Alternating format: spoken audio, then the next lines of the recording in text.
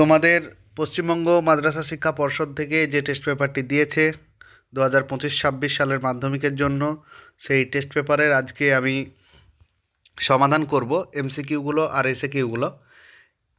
Page নাম্বারটা খোলো তোমরা, 10 নম্বর পেজ খোলো।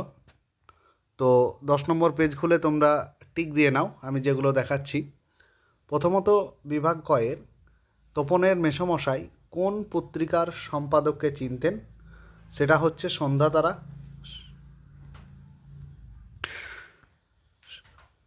তাহলে এটার অপশন হয়ে যাবে খ।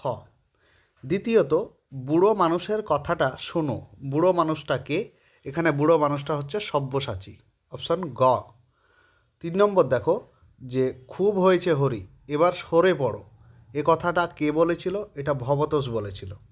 4 নম্বর তারপর যুদ্ধ এলো কিসের মতো? অপশন ঘ, রক্তের এক আগ্নেয় পাহাড়ের মতো। 5 নম্বর দেখো সেই হোক তোমার সভ্যতার শেষ পুণ্যবাণী, সভ্যতার শেষ পুণ্যবাণী হলো কোনটি? উত্তরটি হয়ে যাবে ক্ষমা করো, অপশন খ। তারপর দেখো যে প্রদোষকাল শব্দের অর্থ কী? প্রদোষকাল শব্দের অর্থ হচ্ছে সন্ধ্যাবেলা। তারপরে দেখো পরবর্তীতে 11 নম্বর দেখো সিজার স্টাইলাস দিয়ে আঘাত করেছিলেন, কাকে করেছিলেন? কাসকাকে, অপশন গ। 8 নম্বর অনেক ধরে ধরে টাইপরাইটারে লিখে গেছেন মাত্র একজন, তিনি কে? তিনি হলেন সত্যজিৎ রায়, অপশন ক। 9 নম্বর শ্রীপান্থ ছদ্মনামে লিখেছিলেন কে? শ্রীপান্থ ছদ্মনামে লিখেছিলেন নিখিল সরকার, অপশন ক। যারা চ্যানেলটিতে নতুন তারা অবশ্যই চ্যানেলটি সাবস্ক্রাইব করে পাশে থাকবে এবং তোমাদের যে হাই মাদ্রাসা টেস্ট পেপারের সমাধান, সেই সমাধানগুলোই তোমরা এই চ্যানেলে পাবে। আর যারা হোয়াটসঅ্যাপ গ্রুপে জয়েন হবে তারা কমেন্ট বক্সে হোয়াটসঅ্যাপ গ্রুপের লিঙ্ক আছে, তোমরা সেখান থেকে জয়েন হতে পারো। পরবর্তী কোয়েশ্চেনে চলো। বিভক্তি শব্দটির অর্থ কী? বিভক্তি শব্দের অর্থ হচ্ছে বিভাজন, অপশন খ।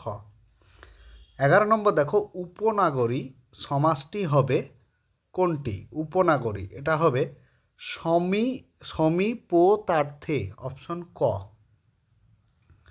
তারপর দেখো রাজায় রাজায় যুদ্ধ হয়, এটা কোন কর্তা? এটা তো সবাই জানে, এটা ব্যতিহার কর্তা। তারপরে উপমান ও উপমেয়র মধ্যে অভেদ কল্পনা করা যায় কোন সমাসে? এটা অবশ্যই রূপক সমাসে হয়ে যাবে, অপশন গ।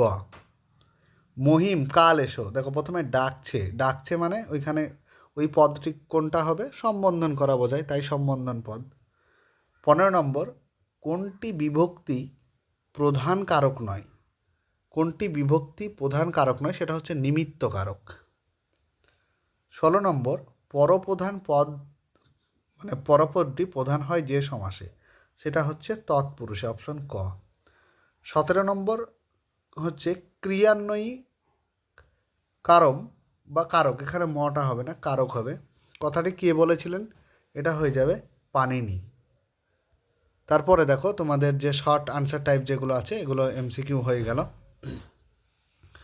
প্রথমত 2-এর 1-এরটা দেখো যে তপনের মেসমশাই পেশায় কী ছিলেন? এইটা উত্তরটা আমি তোমাদের করে রেখেছি, আমি পুরো আনসার পেপারটা আনছি দেখো।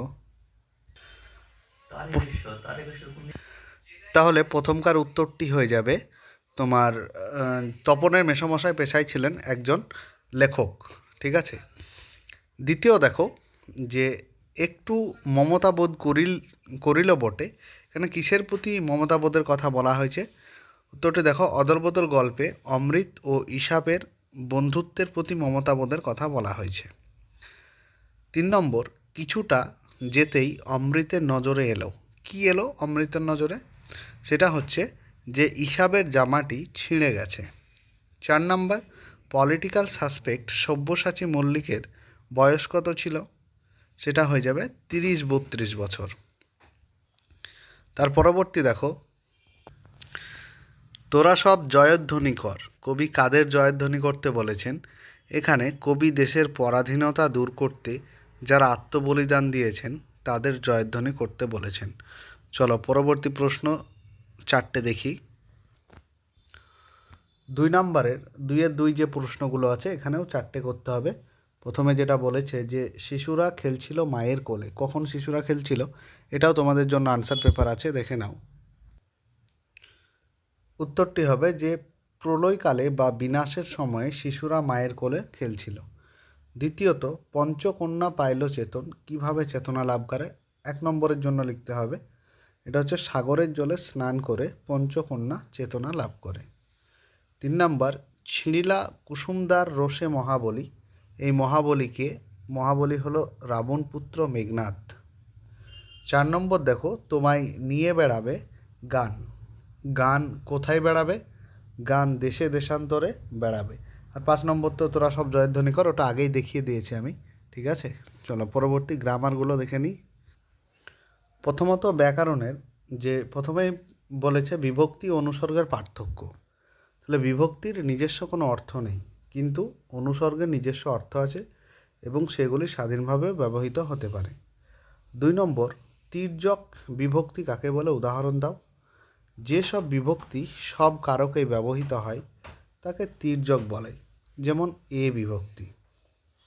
3 নম্বরের, নির্দেশক বলতে কী বোঝো? উদাহরণ দাও। নির্দেশক মানে যেসব পদের সঙ্গে যুক্ত হয়ে বচন নির্দেশ করে তাদের নির্দেশক বলে, যেমন টা, টি, খানা, খানি ইত্যাদি। 4 নম্বর দেখো, প্রযোজ্যকর্তা কাকে বলে? উদাহরণ দাও। যে মূল কর্তার প্রেরণা বা পরিচালনায় যে কাজ করে তাকে প্রযোজ্যকর্তা বলে, যেমন শিক্ষক ছাত্রকে বাংলা পড়াচ্ছেন, এখানে ছাত্রকে হচ্ছে প্রযোজ্যকর্তা। পরবর্তী প্রশ্ন দেখো।